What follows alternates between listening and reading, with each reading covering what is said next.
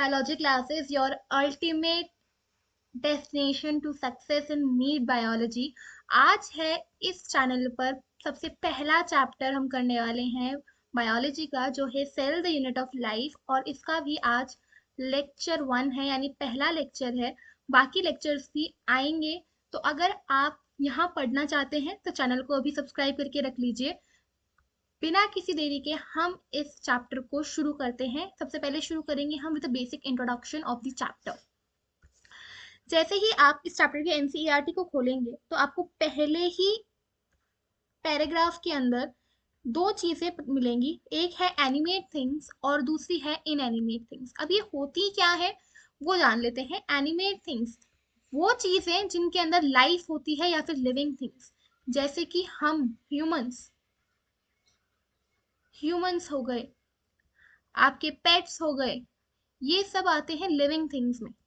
और अगर हम बात करें इन एनिमेट थिंग्स की, तो इन एनिमेट थिंग्स में वो सारी चीजें आती हैं जिनके पास लाइफ नहीं होती, या यूं कहूं कि जिनके पास सेल नहीं होता। जैसे कि कोई भी table,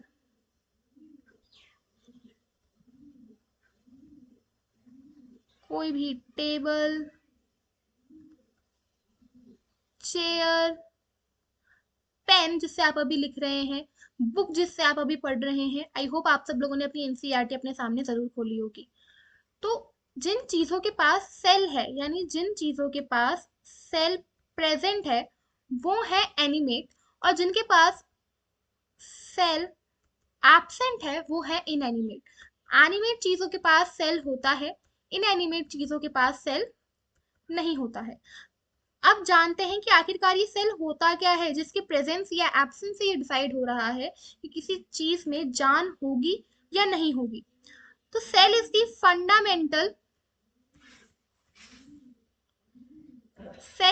fundamental structural and functional unit of life.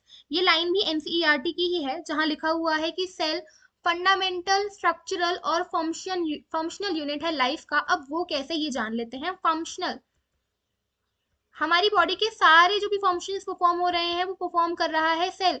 तो it performs all the functions of the body, that is why it is the functional unit of life. जैसे कि अगर हम बात करें, let's take an example of an organ. Digestive system का example लेते हैं।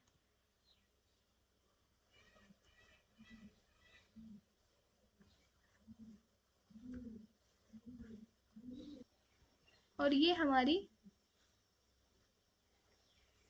इंटेस्टाइन हो जाएगी कुछ इस तरीके से। तो एक्चुअल में जो डाइजेशन का काम हम देख रहे हैं कि स्टमक कर रही है, पर स्टमक एक्चुअल में बनी किससे है? सेल्स से ही तो बनी है। हमने ये पढ़ा है कि बहुत सारे सेल्स मिलके टिश्यू बना रहे हैं, और टिश्यू से ही ऑर्गन बन रहा है। तो अल्टीमेटली अगर हम देखें तो काम कर कौन रहा है? सेल्स सारे फंक्शंस को परफॉर्म कर रहे हैं। तो that is why it is called the functional unit of life. दूसरी बात आती है, it is the structural unit of life. तो स्ट्रक्चरल क्यों? आपने देखा किसी भी इंसान की जो भी बॉडी होगी वो हमेशा सेल से ही बनी होगी।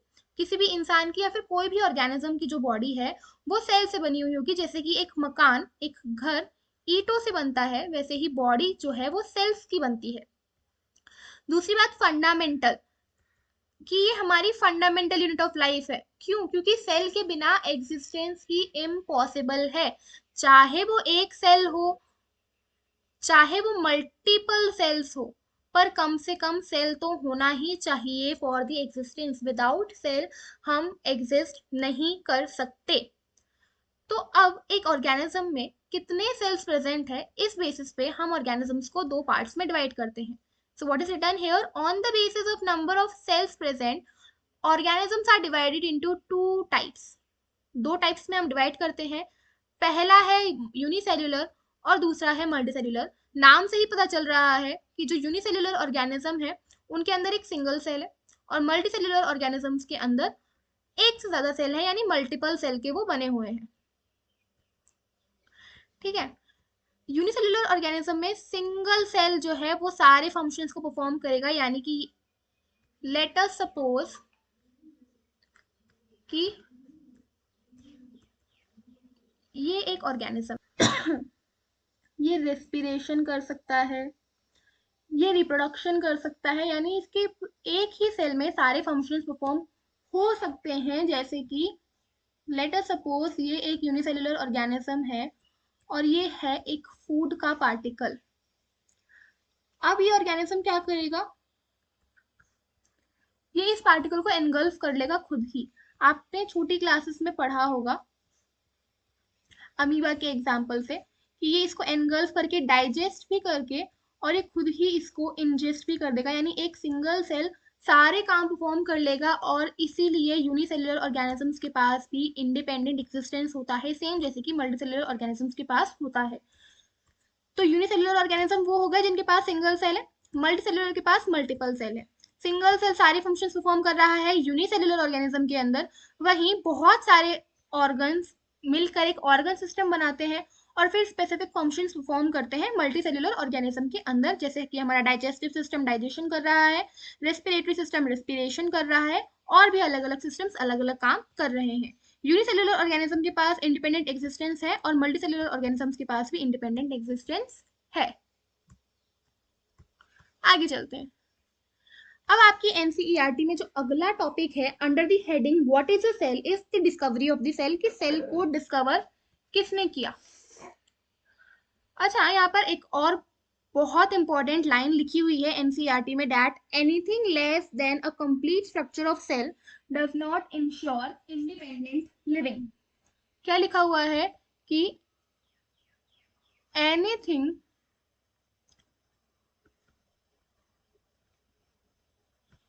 less than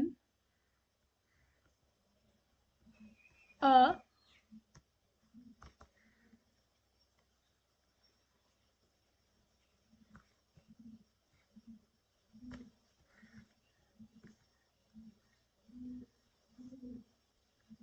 complete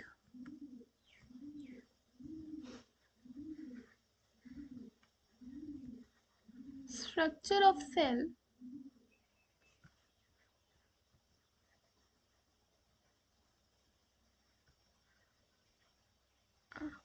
does not ensure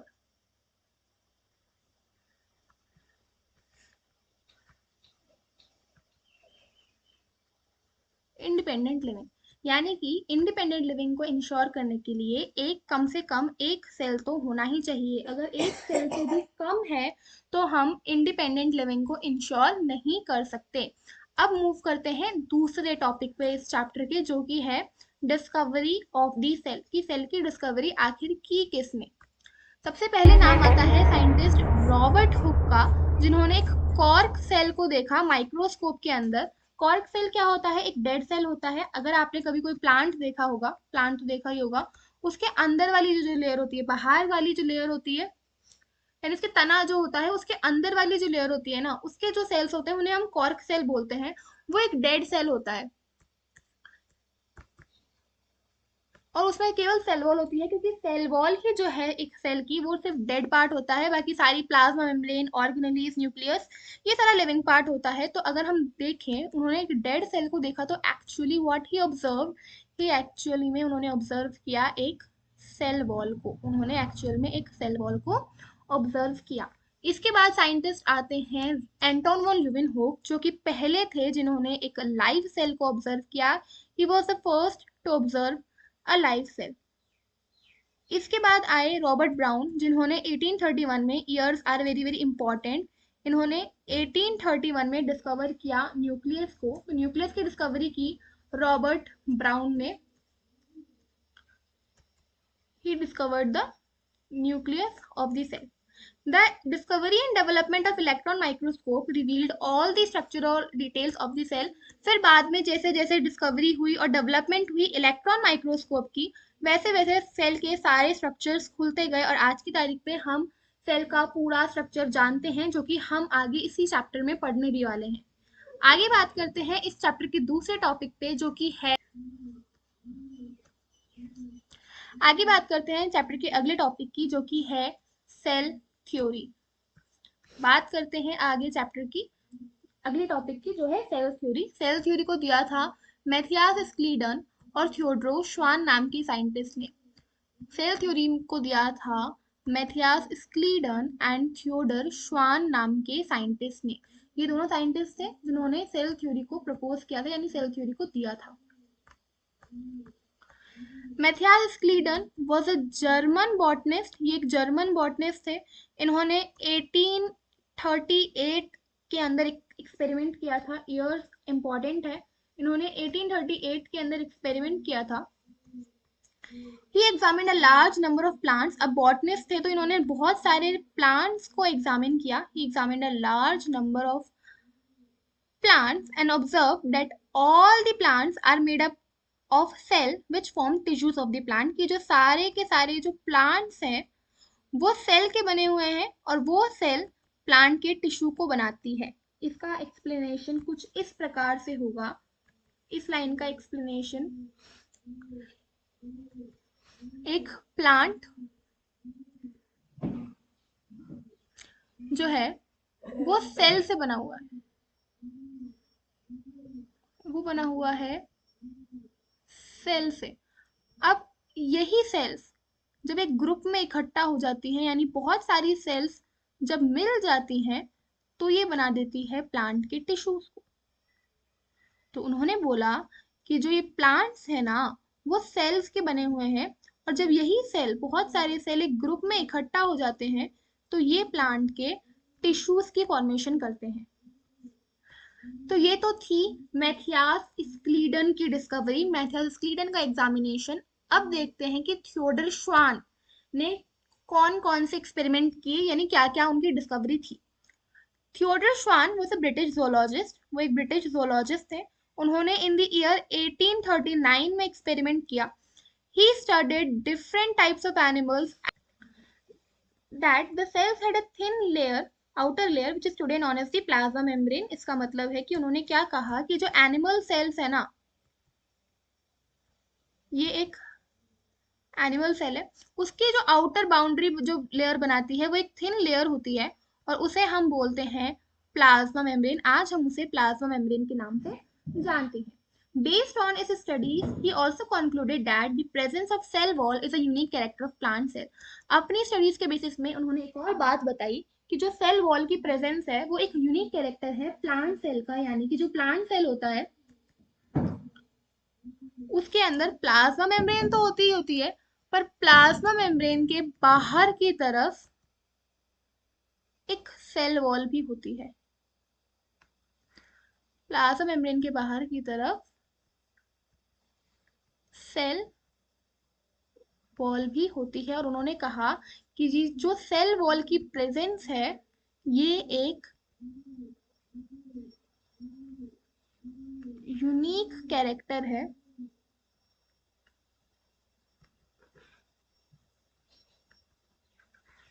किसके लिए, प्लांट्स के लिए। Presence of cell wall is a unique character of plant cell.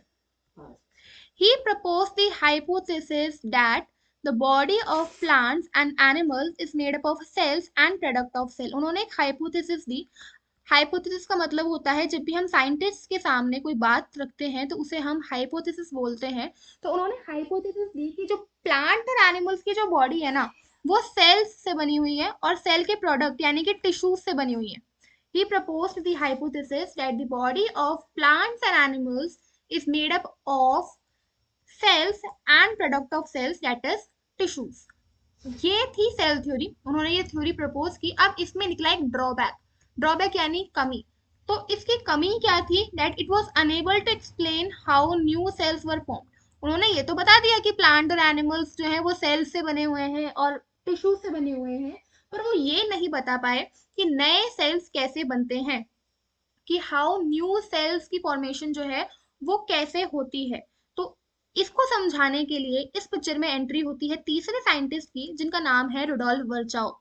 इनका नाम है रुडोल्फ वर्चाओ। इन्होंने 1855 में अपना एक्सपेरिमेंट किया और कहा that the cells divided and new cells are formed from pre-existing cells, जिसको उन्होंने कहा ओमने सेलुला ई सेलुला। इसका मतलब है कि ये एक सेल है, ये सेल डिवाइड कर जाएगा और नए सेल बना देगा। अब वो कौन से प्रोसेस से डिवाइड कर रहा है वो हम इसके अगले वाले चैप्टर में पढ़ेंगे, that is cell cycle and cell division. पर यहाँ हमें बस ये जानना है कि ये जो प्री एग्जिस्टिंग सेल है इसने न्यू सेल्स बना दिए, जिसको उन्होंने क्या कहा, omnis cellula e cellula, that new cells arise from pre existing cells. Rudolf Virchow ji ने ही सेल थ्योरी को मॉडिफाई किया और उसे एक फाइनल शेप दिया। So he modified the cell theory and gave it a final shape. और जिस सेल थ्योरी को हम आज जानते हैं वो ये है कि all organisms arise are composed of cells and product of cell and new cells are arise from pre-existing cells। नए सेल जो है वो पुराने सेल से अराइज हो रहे हैं और जो सारे ऑर्गेनिजम्स हैं वो सेल से और सेल के प्रोडक्ट से बने हुए हैं। इसी के साथ हमने एनसीईआरटी के 2 टॉपिक्स कवर कर लिए हैं। इसके बाद वाला टॉपिक है एन ओवरव्यू ऑफ सेल। उससे पहले अभी तक जो भी पढ़ा उसका एक क्विक रिवीजन हम वापस से ले लेते हैं। हमने पढ़ा कि एनिमेट थिंग्स लिविंग थिंग्स होती हैं, inanimate things non living things होती है। सेल फंडामेंटल स्ट्रक्चरल और फंक्शनल यूनिट है लाइफ का।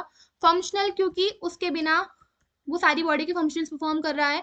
स्ट्रक्चरल इसलिए क्योंकि हमारी बॉडी सेल की बनी हुई है। फंडामेंटल क्योंकि एग्जिस्टेंस सेल के बिना इम्पॉसिबल है। अब सेल कितने नंबर्स में प्रेजेंट है इस बेसिस पे 2 तरीके के ऑर्गेनिजम्स डिवाइड हुए, यूनिसेल्युलर और मल्टी सेल्युलर। यूनिसेल्युलर वो जिनमें एक सेल है, मल्टी सेल्युलर वो जिनमें एक से ज्यादा सेल है। यूनिसेल्युलर में एक ही सेल सारे फंक्शन परफॉर्म कर रहा है। मल्टी सेल्युलर ऑर्गेनिज्म के अंदर different different organs different different functions perform कर रहे हैं और दोनों ही के पास इंडिपेंडेंट एग्जिस्टेंस है। सेल की डिस्कवरी में सबसे पहले आए रॉबर्ट हुक, जिन्होंने कॉर्क सेल को देखा यानी एक डेड सेल को डिस्कवर किया। Anton van Leeuwenhoek was the first to discover a live cell. Robert Brown ने 1831 में न्यूक्लियस की डिस्कवरी की। The discovery and development of electron microscope revealed all the structural details of the cell। इसके बाद आई cell theory जिसको दिया Matthias Schleiden and Theodore श्वान ने। मैथियास स्क्लीडन एक जर्मन बॉटनिस्ट थे। उन्होंने 1838 इन द ईयर 1838 में उन्होंने एक्सपेरिमेंट किया and he examined large number of plants. और क्या कहा कि जो प्लांट्स हैं are made up of cell which form tissues of the plant. Theodor Schwann British zoologist थे। उन्होंने 1839 के अंदर एक्सपेरिमेंट किया। उन्होंने डिफरेंट डिफरेंट एनिमल सेल्स को स्टडी किया और बोला कि जो प्रेजेंस है प्लाज्मा मेम्ब्रेन की, वो एनिमल सेल्स में एक थिन आउटर लेयर की प्रेजेंस है जो है प्लाज्मा मेम्ब्रेन। और उन्होंने ये भी कहा कि जो सेल वॉल की प्रेजेंस है ना प्लांट सेल के अंदर, वो एक यूनिक कैरेक्टर है। इसी के बेसिस पे उन्होंने एक हाइपोथेसिस प्रपोज की that the bodies of plants and animals are made up of cells and product of cell. अब इस थ्योरी का एक ड्रॉबैक रह गया कि ये नहीं बता पाई कि नए सेल्स कैसे बन रहे हैं।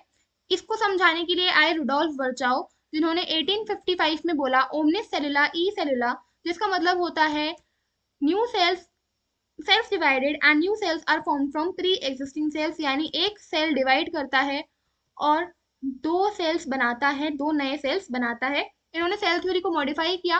तो सेल थ्योरी को जिसको हम आज जानते हैं वो है all living organisms are composed of cells and product of cell. All new cells arise from pre existing cells. इसके साथ साथ एक चीज और कि सेल थ्योरी का एक एक्सेप्शन भी है।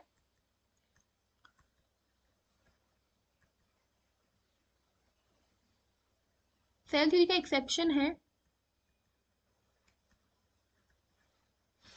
वायरस। कि वायरस लेक्चर में हम यहीं तक कवर करेंगे। इसके आगे का टॉपिक यानी एन ओवरव्यू ऑफ सेल और उसके आगे तक प्रोकैरियोटिक सेल तक हम अगले लेक्चर में कवर करेंगे। यानी इसका अगला लेक्चर आएगा जिसमें हम प्रोकैरियोटिक सेल तक इस चैप्टर को फिनिश करेंगे और वो भी डिटेल में करेंगे। तो अभी आपको क्या करना है, आई होप आपने नोट्स तो साथ साथ ही बना लिए होंगे। अगर नहीं भी बनाए हैं तो आप इनको कॉपी पेस्ट कर सकते हैं बाद में क्लास के बाद। और इसके बाद आपको क्वेश्चन सॉल्विंग के लिए मैं आपको एक डीपीपी सेंड करूंगी ऑन द टेलीग्राम चैनल, जिसकी लिंक आपको मिल जाएगी डिस्क्रिप्शन में। तो आपको क्या करना है, उस टेलीग्राम चैनल पे जाना है, टेलीग्राम चैनल पे जाना है और उस डीपीपी को जाके सॉल्व कर लेना है और उसका सॉल्यूशन आपको मिलेगा कल। डीपीपी का सॉल्यूशन मिलेगा हमें, मतलब आपको मिलेगा डीपीपी का सॉल्यूशन कल इसी यूट्यूब चैनल पे। तो अगर आपको ये आज का पढ़ाया हुआ समझ में आया तो आप कर सकते हैं इस चैनल को सब्सक्राइब और इस वीडियो को शेयर। मैं आपसे मिलूंगी अगले लेक्चर में, तब तक के लिए टेक केयर, ओके बाय।